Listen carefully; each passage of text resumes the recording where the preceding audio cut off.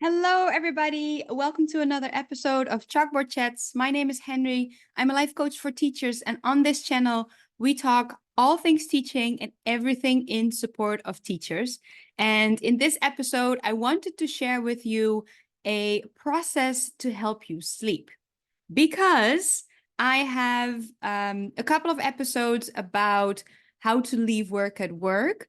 So how to stop thinking about your job as soon as your free time starts. And I have noticed that many of my clients are not now with the luxury of having any free time. All they want is to be able to sleep. And for many of us, we're running towards the end of the year. And that means a lot of tests, a lot of final things, a lot of teacher-parent meetings. And it's like free time all of a sudden is a luxury because we have to work so much extra. And now that this is the last stretch, it kind of feels as if it's the last sprint on top of already finishing a marathon. So we're getting a little bit depleted, we're getting a little bit tired. And the one thing that we are really unable to give up is sleep, because as you know, once you are sleep deprived, just everything starts to go south. We can function on spending a lot of time working, but it gets really bad when we are unable to restore our bodies, when we're unable to fall asleep, get enough hours in so that we can do it all over again the next day. And free time is almost like a luxury now for many teachers. So I wanted to record this as an episode just to help you sleep. Now, for this one, all you need is pen and paper and about 15 minutes. And I really highly suggest that you take a timer to make sure that you keep this contained, because what we're going to do is we're going to go into all the quote unquote bad feels. And what our brain has a tendency to do is spiral out of control. And before you know it, like half an hour has passed. You're like, oh yeah, I was trying to sleep. I was trying to, do something else. So all you need is pen and paper and set a timer to get you through this process. And I have to tell you, though, it's not a comfortable process. This is hard work. But once you're going through this, it will get so much easier to sleep, because it literally takes everything that is keeping you awake and it's putting it outside of your body for a moment to rest. Because it is a little bit frustrating when we work all day and then at the moment that you decide to go to bed, that your brain has decided, no, we're not finished yet. We are not done yet. Remember this thing, we have to do this thing. And we keep all of those tabs open. It drains our energy and it just prevents our brain to completely shut down and have a peaceful sleep. So take pen and paper, set a timer, and I'm going to go quickly over the steps and then we'll dive further into it. So step number 1 is a brain dump. Step number 2 is a very short but very intense, imagine the worst case scenario. And step number 3 is the longest period of time, is minutes of peace, where you find acceptance. So are we ready? Step number 1 is you need some time and space to be completely focused on your piece of paper and the intention to kind of, take a shovel and scoot all the dirty stuff out. And we're doing this in 5 minutes. And you set a timer and all you do is write down everything that is on your mind. Now, whatever is on your mind does not have to be work-related. It does not have to make sense. It does not have to be important. The point of this step is that you get everything that's in here, you put it on there, so that there is another place instead of only your brain. It needs to be out And for this step also, it's important not to cast any judgment. No issue is too small, especially if it's stuck in your brain on a loop. Somehow the brain finds it important that you rethink this, that you rehash it, that you go over and over again. And when we take everything that's in our brain, we put it on a piece of paper, already there is some distance that you can get from it. So you set a timer. I suggest 5 minutes, and just fill up a whole page with just a brain dump. No need to edit, doesn't need to make sense. It does not need to be related to anything. It does not need to have a chronological order. You just take everything that's coming up in your brain that your brain wants to think about or rehash or rehearse or, catastrophize for the future. You just put it out on a piece of paper. Then when the timer is done, take a breath. Because now we're going into step 2, and that is, I suggest 2 minutes, because these 2 minutes are hard work and they're very uncomfortable. You're going to go into the worst case scenario. What is the absolute worst case scenario that each of the situations that you've written down in number 1 can end up in? So, for example, if you are halfway through all the tests and you realize that a lot of your students are not doing so well, then the worst case scenario might be that now you have a class full of students who are going to fail. That may not be your worst case scenario. You may even take it even a step further, where maybe management will get involved. They were going to ask you, how is it possible that so many of your students are failing? And for this step, though, have the timer ready and step yourself gently into the worst case scenarios. Try to cover all of the situations that you've written down in step 1, and find the worst case scenario that you think is likely. You can get a little bit crazy and think that the world's going to end and that there's another, pandemic.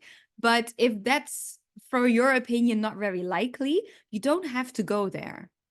So it is important that you keep this contained into what you worry about. I once did this exercise and I had a bad observation. And when I went into the worst case scenario, I realized that I was not really afraid of what would happen if management said, your work quality is subpar, it's not good enough. But I was a little bit worried about, the consequences, what would then happen.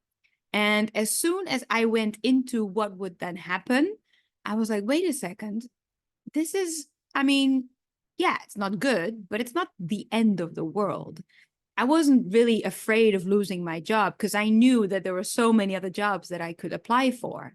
But I was, not really looking forward to having these conversations with my coworkers. I didn't really want to have this conversation with my management as well. So the worst case scenarios had to do with management and me having those conversations. And once I realized that that was it, I was like, oh, okay. And I went through that emotion. I literally sat in it. And as soon as I was willing to feel those emotions, they are just kind of dissipating, because then they don't have any power over you anymore. So for these 2 minutes, you're going to feel absolutely awful. And it's important that you do this, one, to recognize the power of your mind, because imagining the worst case scenario is going to make you feel terrible, but also two, to recognize that it is just a thought. It is just an imagination. And as soon as you get the idea of my imagination is going haywire and I'm feeling bad because of my imagination, you can step back and see that the world is not going to end. A couple of examples. So maybe your class is failing. What would it be like if your class indeed is failing? So many students are, getting lower grades. What does that look like? What does your brain, scare you with? What does it come up with? And gently take yourselves through the steps of, and then what? And then what might happen? What else? Maybe you're not looking forward to the parent-teacher meetings and you're worried about a certain set of parents that maybe they're going to, complain to you or complain about you to management. Imagine that happening. What might they say? And what might that look like?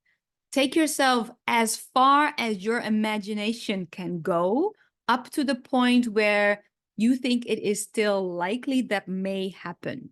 Don't go into it too far where you're imagining things that you're actually not really worried about or that you don't think is very likely, because then you're taking yourself on a ride. And it's important to keep it in the realm of your own mind, in your own possibilities, and in your own worries. So when you've gone through all of that and the timer goes, make sure to give yourself a moment to breathe, because now you have gone through it. Now you've gone through the bad emotions, you felt it. And then at the end of those 2 minutes, have a moment to recognize that this is just your imagination. The world has not ended yet. The world is probably not going to end when all of your students are failing. It is just that we're so afraid to imagine it that it stays away. But once we're actually going through it, what does it look like to be a teacher who has a class that all of the students have failed? What does that failure look like for me? Then we can go into the last step, which is the longest step. And I suggest this to do like maybe 3 minutes. 7 minutes. Where you're going to make peace with, if any worst case scenarios come to life, if that is going to fruition, can you make peace with that? Yes, then you are a teacher who has a class and many of the students have failed. And the world has not ended. My life is not finished yet. My career isn't over. I'm still here. I'm still functioning. For each and every situation that you've imagined that you did in the brain dump and that you have a worst case scenario for, there is a moment where you can find acceptance, but you have to do some digging where that is. Even in the worst case scenarios, even when the world has completely fallen apart, there might be a moment where there is some sense of peace, where there is acceptance. And acceptance can look like, yes, I have done this, or yes, this has happened to me. And for me, with the observation that didn't go well, I realized that if my management would, make this a note on my contract, or it would be, a certain issue, all of a sudden I was like, but if that happens, then I'm going to ask for a second opinion.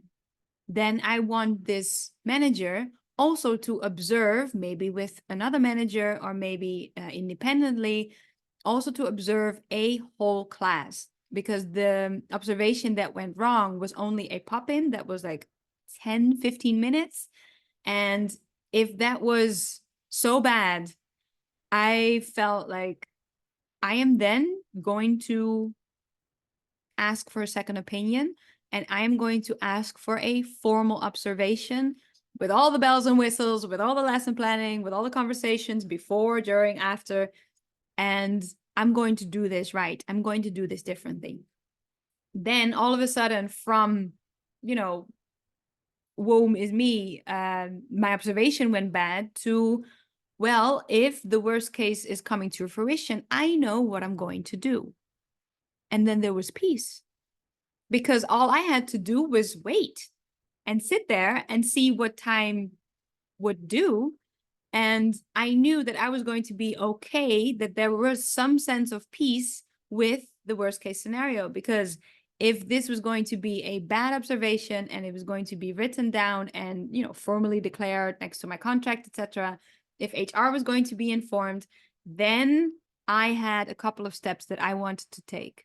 And then, yes, even then I could go further into the worst case scenario. If the observation, the formal observation, the second opinion was also bad, I was like, well, then I'll take it. Then I'm a bad teacher. That's fine. But it's the importance of this part is where you go through all of it, you imagine the worst, and then realize that there is a other side of it. There is a day after the worst case scenario. Then what? So step one is you're going to do a brain dump. 5 minutes, write down all the things that you can think of.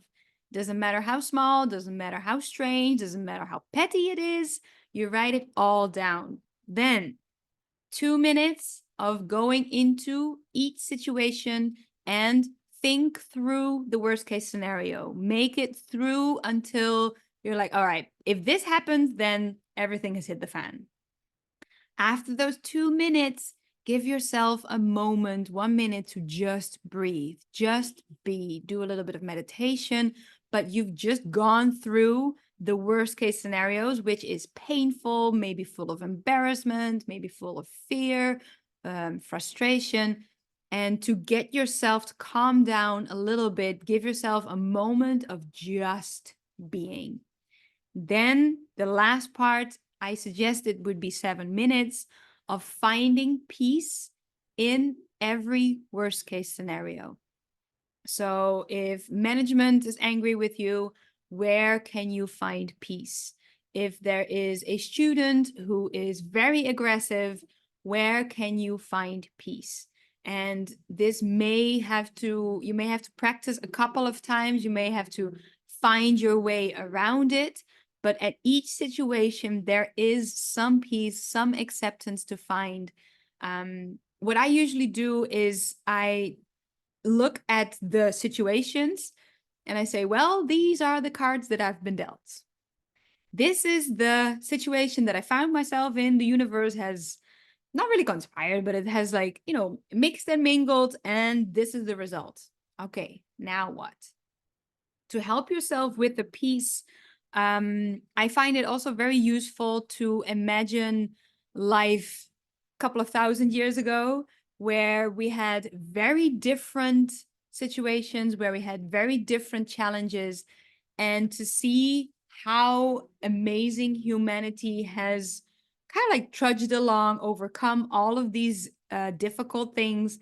So when you acknowledge that you are yourself a part of this amazing group of humans that are teachers, that are making their living while teaching, while instructing, while being around children, while being around other adults, that we are in a school, that we are in under a roof, that we have the time, the energy, the money to be in this setting, to be surrounded by humans.